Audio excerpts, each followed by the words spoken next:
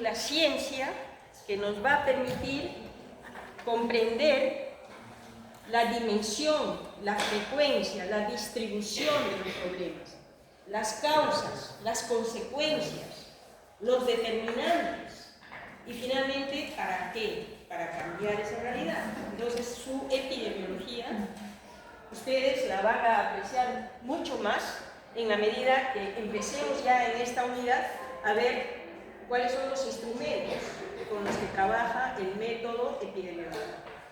El método epidemiológico tiene 4 grandes momentos, ¿no? Lo volvemos a repetir y ustedes me van a ayudar. ¿Cuál es el primer momento del método epidemiológico? Observar. Observación. La observación quiere decir darle sentido a veces a cosas, a situaciones que van pasando como si fuera una película. Y no le prestamos atención y sin embargo esa película está profundamente causando enfermedad y daño a las poblaciones. Cuando esa película no se explica de acuerdo a los criterios de Hill, de causalidad, por qué esa película, a pesar que se está interviniendo, no está cambiando, ¿no? Entonces la observación de un nuevo fenómeno, como fue la aparición abrupta del COVID, ¿no? En el año 20, abruptamente apareció algo que nunca había aparecido en la humanidad. Pero hay otras cosas que están todo el tiempo y no se cambia, las tuberculosis, ¿no? La desnutrición infantil. Entonces, la epidemiología nos va a ayudar ahora a darle sentido a esa observación. Primer momento, ver de qué se trata en profundidad. El método epidemiológico es observación, pero la observación tiene que ser en el contexto en que se están dando las cosas, ¿no? El segundo gran momento, después que a ustedes les ha llamado la atención un fenómeno, es en la epidemiología, en el método epidemiológico, después que salta a la vista algo que están observando, Describir. La descripción, la cuantificación, ¿no?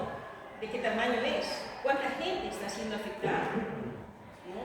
¿En dónde están ocurriendo esos fenómenos? ¿No? ¿Por qué están pasando esos fenómenos? Ojo con ese por qué, porque ese por qué no es igual a cuántos. El por qué significa entrar a explicarse las razones por las cuales están ocurriendo esos fenómenos. Cuando nos basamos en estudios anteriores, sí podemos cuantificar fácilmente, porque ya está definido cuándo un niño es desnutrido, cuándo es un niño anémico, cuándo está obeso, cuándo la cifra de corte de la glucosa, pero puede haber cosas que no se han estudiado todavía. Entonces, ¿cómo las vamos a medir? Primero hay que hacer otro tipo de estudios de, en este caso lo observado, que es los estudios de carácter cualitativo. Entonces, las técnicas de estudio cualitativo que vamos a ver en la cuarta unidad significa que vamos a ir a donde están ocurriendo los hechos y vamos a tener una observación participante de cuántas veces efectivamente lacta la mamá después de salir del trabajo, antes de ir a trabajar, ¿no? Si el bebé se queda satisfecho, si lo lleva en la espalda hasta qué edad, etc. Porque esas son las razones por las cuales el niño adhiere a la lactancia materna absoluta o no tiene acceso. Allá. Te estoy teniendo. Gracias. Entonces, con esto. Entonces, el segundo gran momento del método epidemiológico es la descripción, ¿no? La frecuencia, la distribución, la descripción. Tercer gran momento, fuerte por favor, ayúdenme. El análisis, ¿no? El análisis, la comparación. Acá hay 50, acá hay 30, pero la base de acá de esos 50 son 150, la base de acá son 40, entonces, ¿no? ¿Cuánto es la cuantificación, ya? Y la comparación. Y después que he comparado, entonces concluyo en la cuarta parte, que es la interpretación. Acá hay el doble, ¿no? Acá es la mitad. Acá ha afectado más al norte que al sur, más lo urbano que lo rural, etc. Entonces, la interpretación. La ciencia de la epidemiología tiene su método, y estos son 4 momentos que no se va a poder pasar por aquí. Es un método. Entonces, en la medida que ustedes ya se dan cuenta de que eso que le estamos diciendo que es el método epidemiológico es algo que ustedes están utilizando en su vida regular para tomar conclusiones, para tomar decisiones, para ver qué cosas hacen, etc. Es otra manera de tomar decisiones, pero en epidemiología estos son los pasos, ¿no? Y cada uno de esos pasos en nuestro curso ya hemos visto en la primera unidad esta observación amplia, no solamente del concepto de epidemiología, sino especialmente de la epidemiología nutricional. Y hemos resaltado la gran importancia de la epidemiología nutricional porque es una función biológica sin la cual el ser humano no puede vivir. Tiene que utilizar, tiene que alimentarse. Y la falta justamente de una nutrición saludable, de una alimentación saludable, es la que da lugar, como hemos visto en las clases anteriores, a la primera carga de enfermedad, ¿no? Años de vida saludables perdidos por discapacidad, por muerte prematura, prevenibles. Y esa palabra es muy importante, porque no son causas congénitas, son razones modificables por hábitos, por variables sociodemográficas, por ubicación geográfica, etc., ¿no? Entonces, el panorama en el que estamos entrando a esta segunda unidad es que ya hemos visto la gran importancia de estar enterado del problema. Y lo hemos hecho a través de 4 sesiones. Entonces, revisen sus lecturas recomendadas, su teoría. Si tienen dudas, siempre está al alcance de ustedes mandar un WhatsApp, un correíto, si tienen alguna cosa que están avanzando. Es para nuestro curso, ¿no? Es para que ustedes se sientan cómodos en lo que van interpretando, en lo que van aprendiendo. En esta segunda unidad, entonces, vamos a empezar a hablar de la magnitud del problema. Antes, en la primera unidad, hemos visto 2 problemas, muchos problemas. En las encuestas, voy a juntar la propia, ¿ya?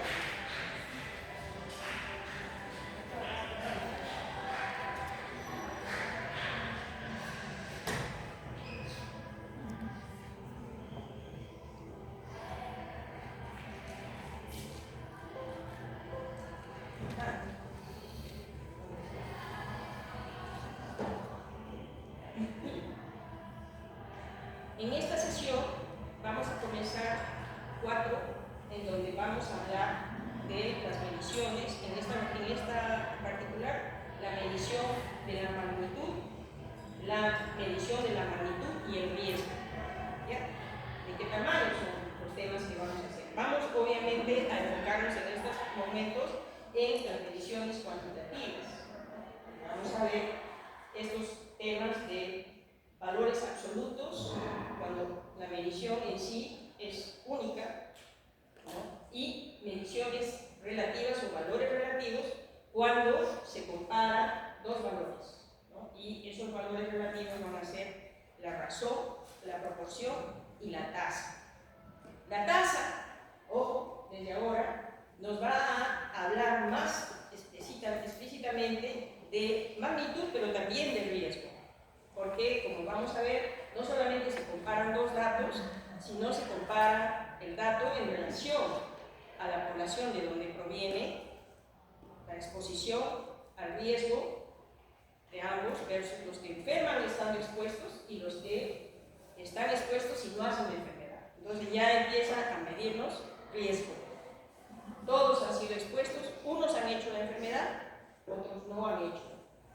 Y esa tasa de enfermedad de los expuestos versus todos los que han estado expuestos y no han hecho enfermedad es lo que nos dice el riesgo de enfermar. Ahora, si esa tasa la medimos nosotros a lo largo de un año, ¿no? Y contamos todos los que han estado enfermos y los que han enfermado en ese periodo, entonces estamos hablando de la cantidad completa de enfermedad y eso se llama prevalencia. Eso vamos a verlo en los siguientes minutos. Les pido que me interrumpan en cualquier momento, ¿no? Una pregunta. Esta es la oportunidad de que quede claro para nosotros, ¿no?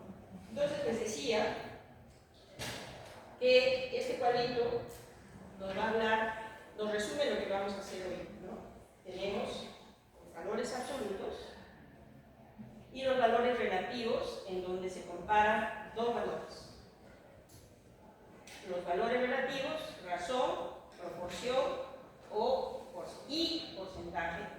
Proporción es 2 de 5, ¿no? Porcentaje es 40%. O sea, se refieren al mismo dato, pero de diferente manera de mencionarlo, ¿no? Y las tasas, que pueden ser de incidencia, de prevalencia, de mortalidad y de letalidad. La siguiente sesión vamos a hablar más en detalle de la tasa de mortalidad, de la tasa de letalidad y de la tasa de morbilidad. La tasa de morbilidad, que es la enfermedad, ¿no? Normalmente hablamos de tasa de morbilidad, pero cuando ya es obviamente en las mismas poblaciones, el mismo razonamiento, acontece los fallecimientos, entonces hablamos de mortalidad. Eso se los vamos a ver más en profundidad, estos tres datos últimos, o dos datos últimos, en la siguiente sesión, con los ejercicios correspondientes, ¿no? Hoy día vamos a ver todo lo anterior. Cuando hablamos de valores absolutos, ¿no? ¿Qué vemos ahí? ¿Qué cuadro, qué nos grafica esto? ¿Y nos sirve o no? Lo que estamos viendo es un ejemplo de valores absolutos, la frecuencia. Y lo que nosotros estamos viendo es a lo largo de los años, ¿no? Desde el año 2000, ¿no? Cómo ha ido cambiando, ¿no? El número arriba de muertes maternas, el número absoluto de muertes maternas, ¿no? Que ha habido a lo largo de los años.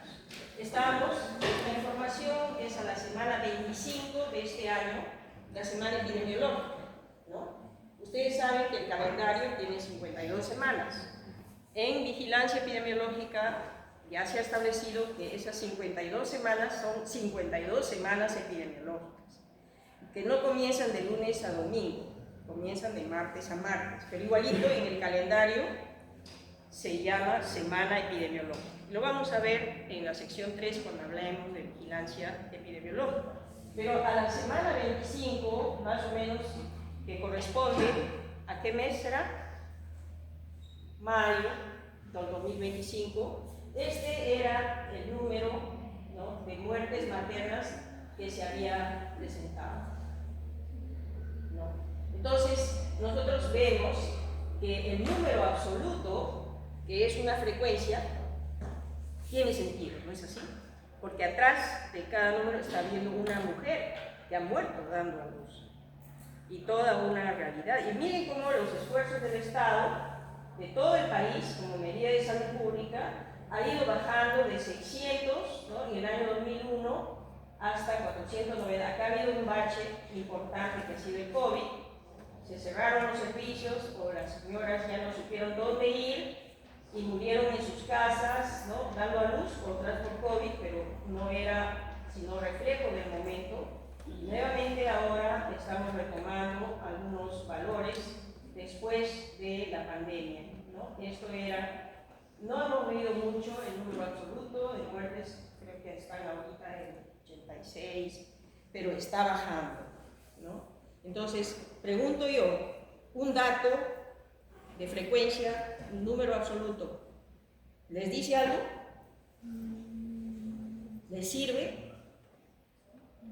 Sirve, ¿no? ¿En qué sirve? ¿En qué no sirve? Un dato absoluto como este.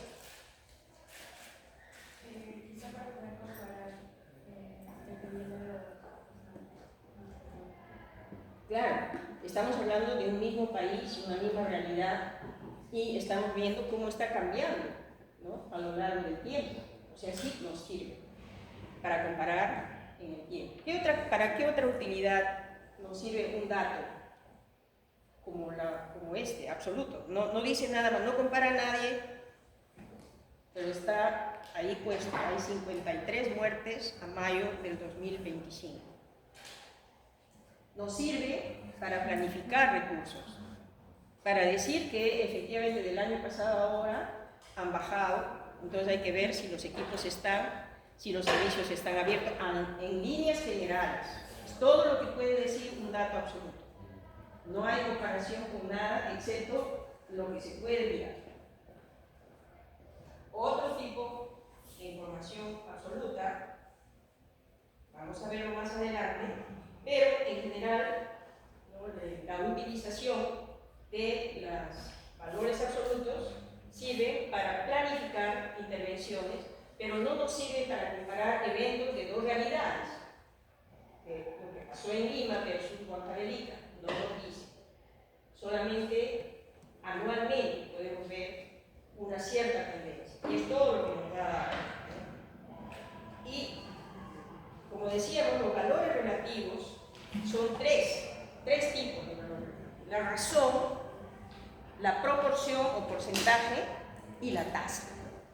En la razón, a ver, nos dice que es la relación entre dos cantidades que no están contenidas una dentro de la otra. Un ejemplo, en el año 2024, en determinada provincia, se reportaron 600 accidentes en menores de 10 a 14 años. 600 accidentes en adolescentes. Varones. No dice varones. Hay de los cuales 400 fueron varones y 200 mujeres. O sea, 600 que han muerto, 400 varones, 200 mujeres. Lo que podemos decir cuando tenemos este tipo de datos, es que podemos hacer una razón de varón-mujer, y 400 varones sobre 200 mujeres es a 2. Es decir, en el año 2024, en esta provincia, por cada 2 accidentes, un caso era 2 casos de varones, 1 de mujeres. 400, 200. 2 varones, 1 mujer. ¿No? De 600, 400 varones, 200 mujeres, 2 a 1, murieron 2 varones, o tuvieron accidente 2 varones y una de una mujer. Es la razón. No se puede mezclar. No tiene vinculación uno con el otro. Lo único que nos dice es la razón. Otro ejemplo importante de razón es, como importante de la razón, es esta definición. 2 cantidades que no están contenidas una dentro de la otra. El grupo de varones está par, ¿es así? El grupo de mujeres está par, pero no están contenidos. Solamente podemos ver la razón que hay entre ellos, por los datos de esta comunidad. Otro ejemplo de razón, y la fórmula es esta, donde tenemos lo que queremos medir, ¿no? Varones sobre mujeres, o si queremos también poner mujeres sobre varones, y nos saldrá la mitad, ¿no? Ustedes ya se conocen, pero la lógica es esta. Son 2 poblaciones diferentes, hay un dato que queremos analizar, y lo único que podemos decir es cómo se relaciona como fracción. Otro importante ejemplo de razón es la razón de muerte materna. La razón de muerte materna nos da el número de mujeres que mueren por 100.000 nacidos vivos. ¿Se dan cuenta, no? Mujeres que mueren, y el denominador son niños nacidos vivos. O sea, no son mujeres contra el número de mujeres. ¿Cuántas mujeres mueren por 100.000 nacidos vivos? Es una razón. No es una tasa. ¿Hay alguna duda acá? La razón de muerte materna, esta estadística es de nuestro las Américas, comparando América del Sur y el Perú, y lo que nos dice es el número de muertes maternas que hay, pero por 100.000 nacidos vivos.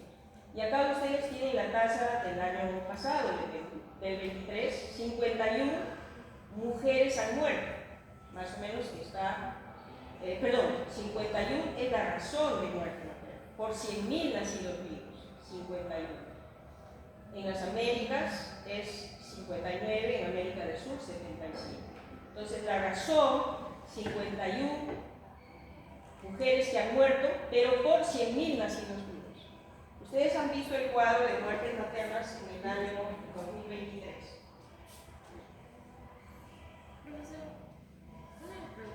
Sí, miren acá un ratito el año 2023, ¿no? Estamos hablando de aproximadamente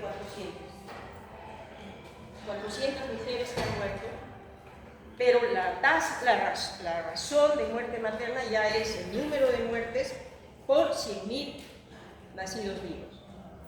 Es otro tipo de relación, ya no es el número absoluto, es la relación de dos datos. No están considerados porque el número de nacidos vivos es un grupo aparte y el grupo de mujeres que han muerto es un grupo aparte. Yo lo que quiero entender, y mucho se ha utilizado ese dato, ¿no? ¿Cuántas mujeres que mueren por cada 100.000 niños que nacen? Eso nos da otra idea, sirve para otros fines, ¿ya? Pero es muy frecuente mezclar los conceptos de tasa y razón. En este caso, la razón, como ustedes están viendo, mide dos cantidades, ¿sí? Pero que no están contenidas una de la otra. Y este ejemplo es muy ilustrativo, el de las muertes, el de la muerte materna. La curva de Perú, entonces ha ido cambiando. La razón de mortalidad materna en el año 2000 era 115 por 100.000. En el año 2015 bajó hasta 71 por 100.000. Con el COVID subió, ¿no? Casi hasta 75 por 100.000. No, acá, 75 por 100.000. Y después, acá ya en el 2023 estaba en 51 por 100.000. Este concepto debe quedar claro acá en clase. Por eso es que no tenemos muchos más contenido, ¿ya? Pero tiene que quedar claro que la razón mide dos poblaciones diferentes, compara la magnitud de dos poblaciones diferentes, no están contenidas, que es muy diferente del valor absoluto que teníamos de muerte materna, que es 400. Pero cuando ya lo medimos contra la población de nacidos vivos de esas mujeres, baja y ya se puede comparar con otras regiones. Ya no tiene valor solamente con el número 400, ya es por 100.000 nacidos vivos. Entonces, teniendo esa razón, entonces sí se puede comparar, como ustedes están viendo, con la región de las Américas, que está en línea roja, ¿no? Que en el 23 tenía 59 por 100.000 los países de las Américas, y en América del Sur 77 por 100.000 las Américas. Ahora sí se puede comparar los países, porque ya tenemos una razón. Pero qué cosas hay en el numerador y en el denominador es que es sumamente importante. Cualquier duda, y agradezco tu pregunta, nos permite volver a poner en perspectiva cada dato, ¿no? Gracias.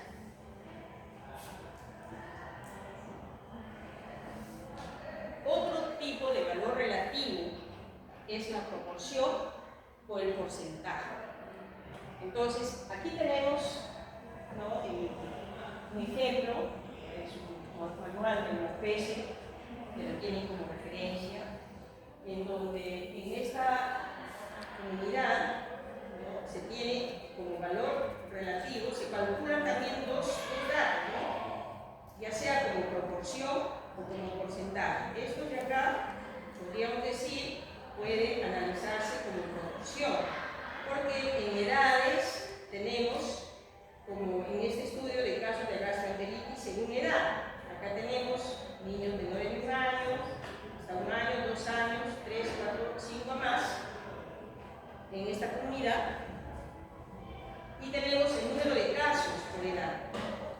63, 55, 25, 14, 5, 11. En total tenemos 173 casos de gastroenteritis en este centro de salud. Si vamos a hablar de proporción, tendríamos que decir cuánto es 63 de 173. ¿No es así? Entonces ahí estamos hablando de proporción.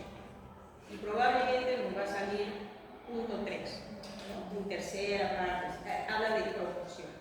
Pero cuando hablamos ya con el denominador de 100, cambia, ¿no es así?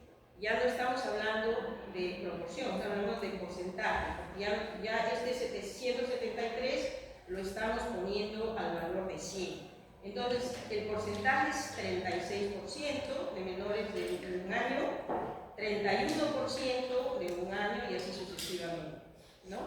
Entonces, miren ustedes la utilidad que tiene ponerlo en porcentaje, porque cuando lo ponen en proporción no se nota tanto, ¿no?, la diferencia de edades, ¿no? Cuando ponen en proporción puede salir punto 3, punto 25, etc. Ya ustedes ponen la proporción acá, pero explica la relación del número contra el número total. Pero cuando lo ponen contra 100, ¿qué grupo etario es el que tiene más diarreas? En los menores de un año, ¿no? Y le sigue en correlación, ¿no? Por grupo etario va bajando la proporción. Entonces ya ven ustedes la utilidad, ¿no? Tiene una diferente utilidad. Entonces cuando les dicen la proporción es de 30, de punto 3, ¿no? De 3 a 1, estamos hablando de 3 de 14 casos. 5 de 14, pueden sacar la fracción. Pero cuando dan porcentaje, ya es una manera de estandarizar. Porque ustedes pueden tener porcentaje en este centro, pueden tener porcentaje en el otro centro, y así sucesivamente ya comparar lo que pasa en este centro con este grupo de edad versus lo que pasa en el otro centro. ¿Alguna pregunta acá? Entonces es el otro tipo de valor relativo, la proporción o el porcentaje.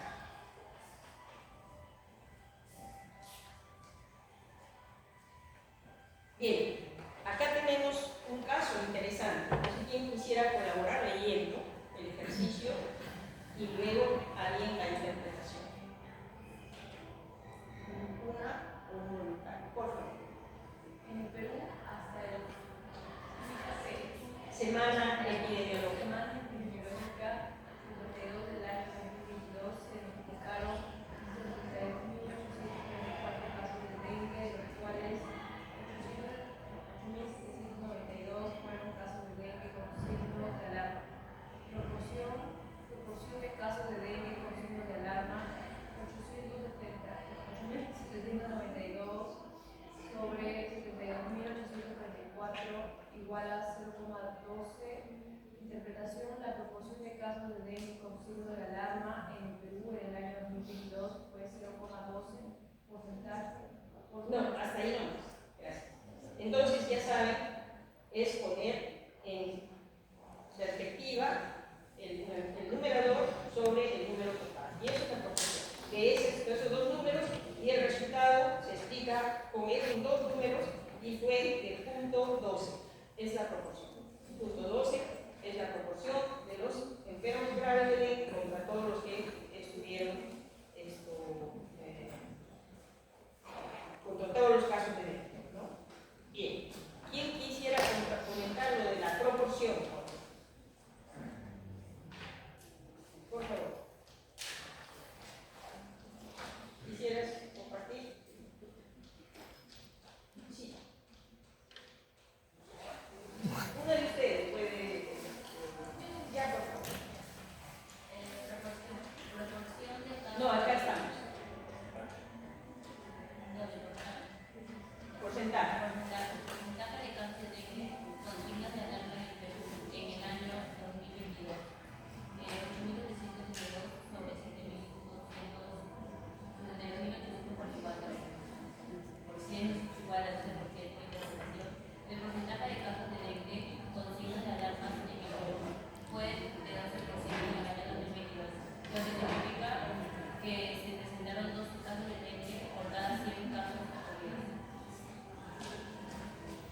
La diferencia nada más es que aquí se deja tal cual, no se expresa por 100 porque es proporción, y aquí se multiplica por 100.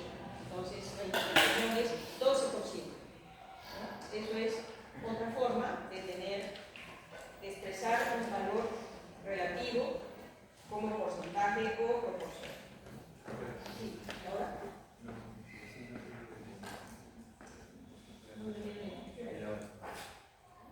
Oh. Ya. Acá no voy a repetir porque es el mismo tipo de caso. Tenemos el número total en la segunda columna y la proporción. El valor relativo como tasa. Aquí sí el numerador expresa el número de hechos y el denominador la población expuesta al riesgo que dio lugar al hecho en un lugar y tiempo dado. Entonces, tenemos que en una población, ¿no?, ha habido una comida y todos han comido la misma comida. Se han estado expuestos a una comida.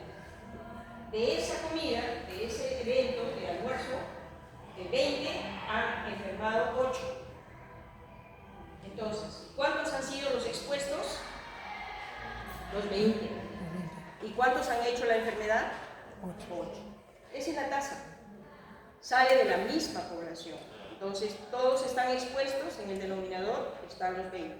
Y en el numerador están los que han hecho la enfermedad, pero pertenecen a esos 20. Esa es la tasa. ¿Ya? En sí. Luego,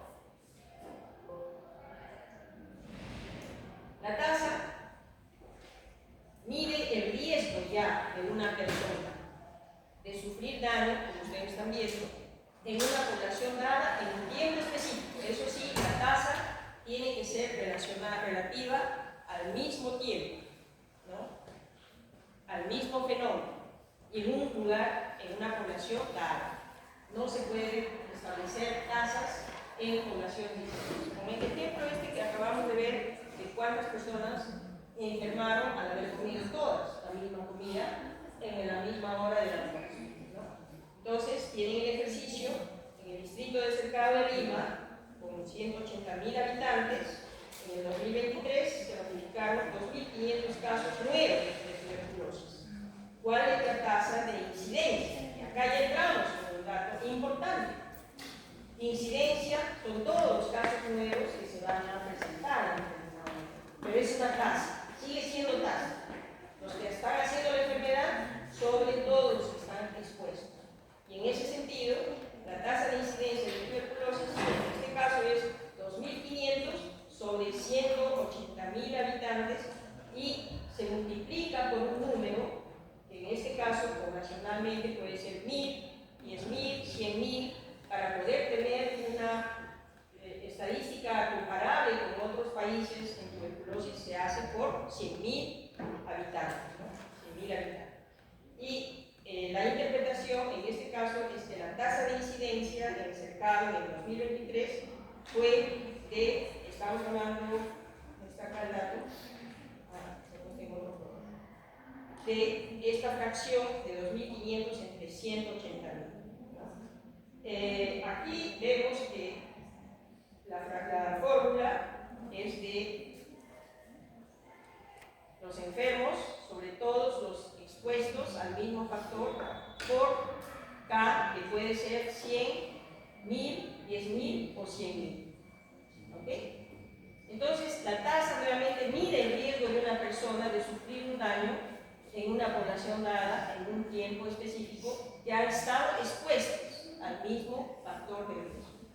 Ya es un nivel mayor de complejidad de la relación, ¿no?, de daño. La tasa mide el riesgo de que ocurra un evento dado. Eso es sumamente importante. Permite hacer comparaciones entre diferentes poblaciones. Entonces, aquí comieron arroz con pollo y enfermaron 8. Aquí comieron cabrito y enfermaron 3. Y en ambos grupos hubo 20. ¿No? Entonces ya podemos comparar ¿Por qué? ¿Dónde? ¿Quiénes se enfermaron más? ¿Si los que comieron el arroz o que comieron el cabrito? Entonces nos permite comparar, pero el principio es el mismo. ¿Cuánta gente enfermó de todos los que estuvieron expuestos?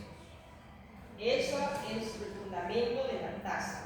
Y más adelante nos va a servir porque esa tasa nos va a explicar si es que es todo ese número en un determinado momento del tiempo, es una semana, es la incidencia en esa semana.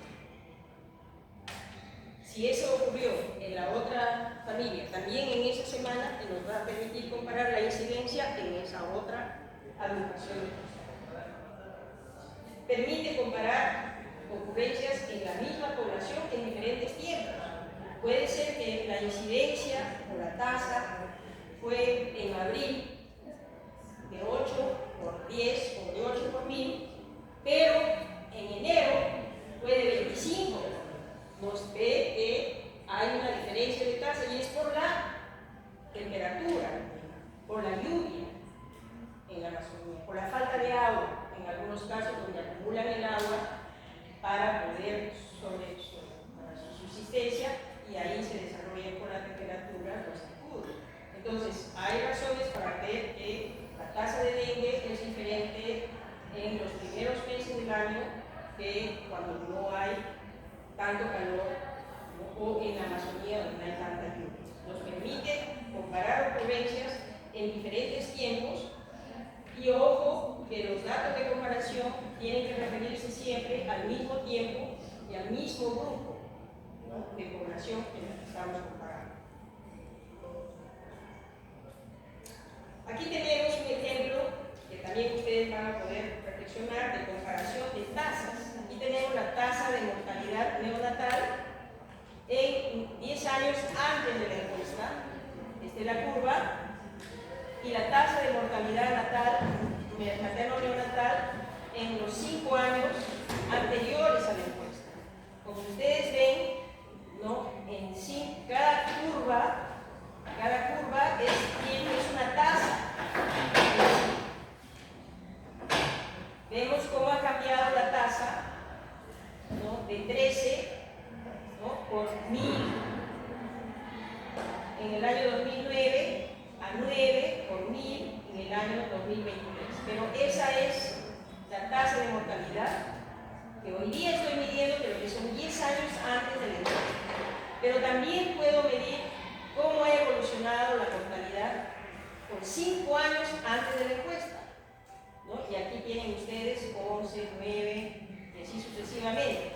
Entonces, en sí, cada curva explica la relación con el año anterior, pero cuando es una serie de casos, nos permite también ver que a lo largo del tiempo los números no han cambiado. Miren, las curvas son muy parecidas y los números absolutos, las tasas son también sin mayor cambio, ¿no? Entonces no ha habido mayor cambio y se ha estado comparando 10 años y 5 años antes de la encuesta.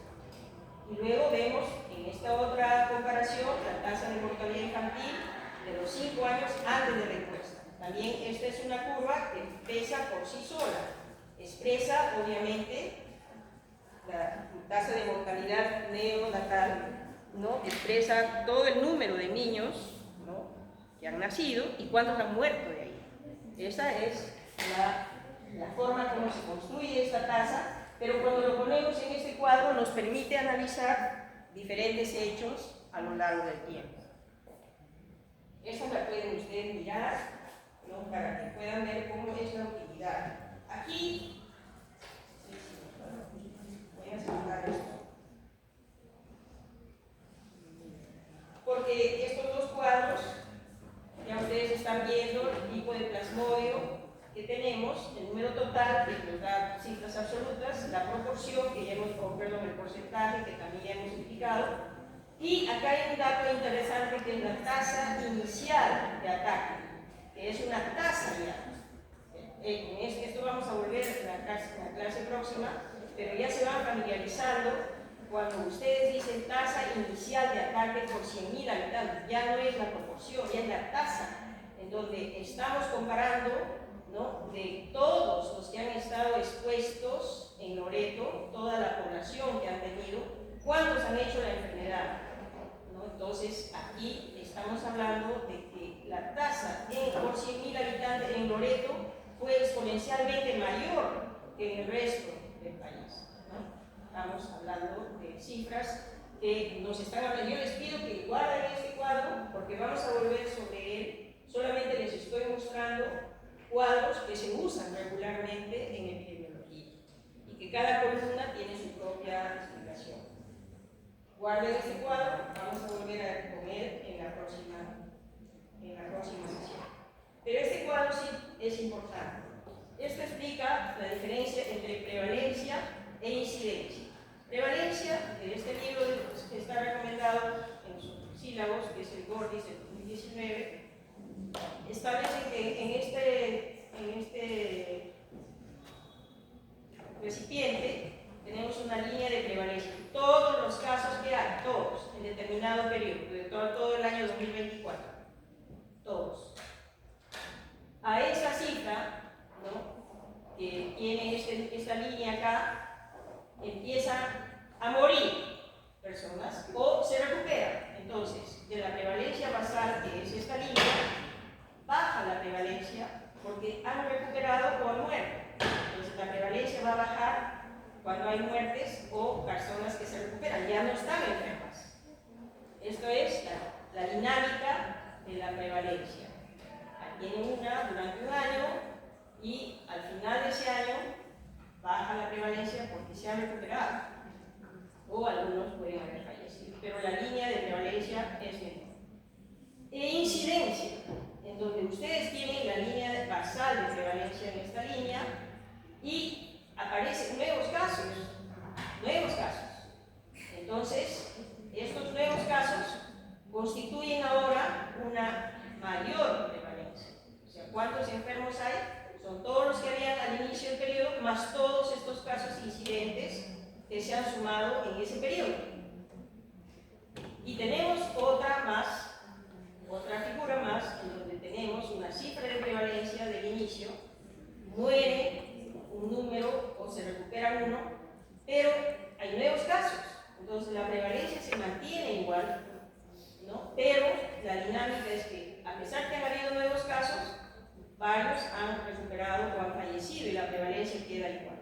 Entonces, aquí lo que es importante es que ustedes imaginan que hay un contingente de personas que están enfermas en determinado momento. Ahora, por ejemplo, en esta sala, podríamos decir, hay 50 estudiantes, ¿no? ¿Y cuántos han tenido gripe o resfriados en la semana pasada, hasta hoy, de jueves a jueves? ¿Cuántos? Pongamos que de 50, 16 han tenido este proceso de cambio de 16 de 50.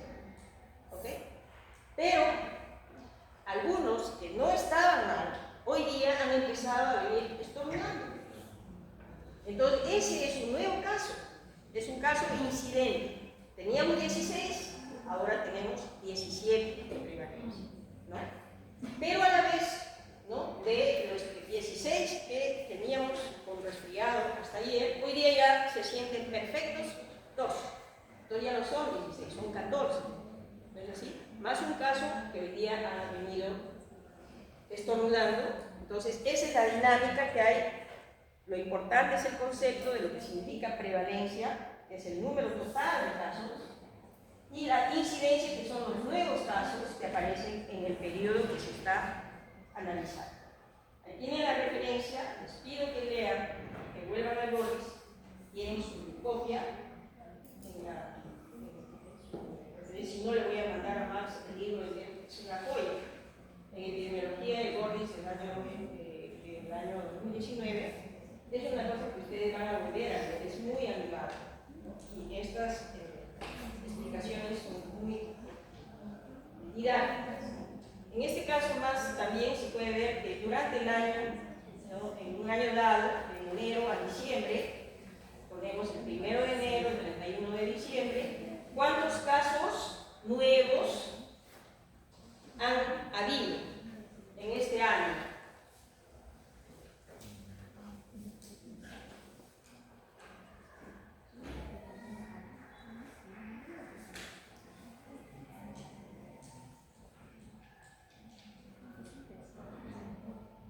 El caso 1 no es nuevo, ¿no es así?